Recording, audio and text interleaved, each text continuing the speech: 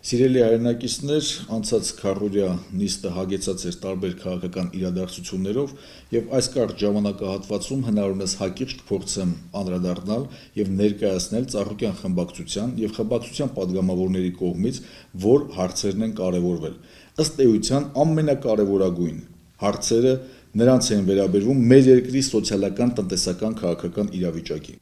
Մասնավորապես անթույլատրելի գնաճ, որը որ պատկան մարմինների կողմից այնուամենայնիվ չի հիմնավորվում, ինչն է հիմնական տնտեսական կամ միգուցե քաղաքական դրդապատճառը, մասնավորապես կարագի սակագնի հետ կապված, մսամթերքի սակագնի հետ կապված, վառելիքի սակագնի հետ կապված եւ առաջին մեր երկրի քաղաքացիների համար օգտագործման մի շարք ամրակատեսակների հետ կապված գնի բարձրացում է արձանագրված։ Մեր համար այս գնագոյացումը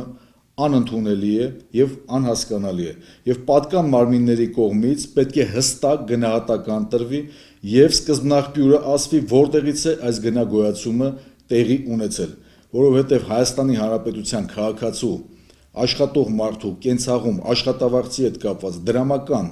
ներհոսքի բարձրացման հետ կապված որևիցե միտում չնկատելով գնաճը անթույլատրելի ենք համարում։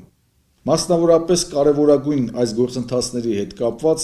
քանի որ խոսեցինք նաև տնտեսական իրավիճակի, հարկ եմ համարում մեկ անգամ եւս մատնանշել, որ Ծառուկյան խմբակցության կողմից եւ մեր քաղաքական թիմի կողմից բազմաթիվ անգամներ բարձրաձայնել ենք մեր 15 կետերի հետ կապված, որոնք իր մեջ ամփոփում են երկրի ներքին, տնտեսական, սոցիալական ամենաառաջնահերթ կարևորագույն հիմնահարցերը, որոնք օր առաջ պետք է լուծում ստանանք, որոնց լուծումը յուրաքանչյուր հայ ընտանիքում իրենք իրենց համար արձանագրել են որպես դրական փոփոխությունների նոր ընթացք։ Չեմ կարող չանդրադառնալ հոկտեմբերի 4-ին Նայիրիդ գործարանի աշխատակիցների կողմից ազգային ժողովի մուտքի դիմաց անցկացրած բողոքի ակցիան, որտեղ մասնավորապես ասվում էր, որ գործարանի գույքը սեփականաշնորհման գործընթացում է գտնվում եւ ամենատարաբնույթ անցանկալի դրսեւորումները կան, քանի որ նախկին տնտեսվարող հսկայի առհասարակ աշխատանքները եւ յուրաքանչյուր գործողություն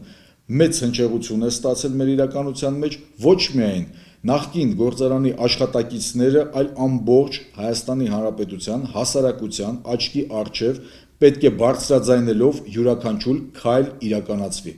Մեր համար անարդար եւ ոչ իրավական մոտեցումներին համահունչ գործողությունները ընդունելի չեն եւ լինելու են համապատասխան քաղաքական մոտեցումներ եւ կոշտ դիրքորոշումներ։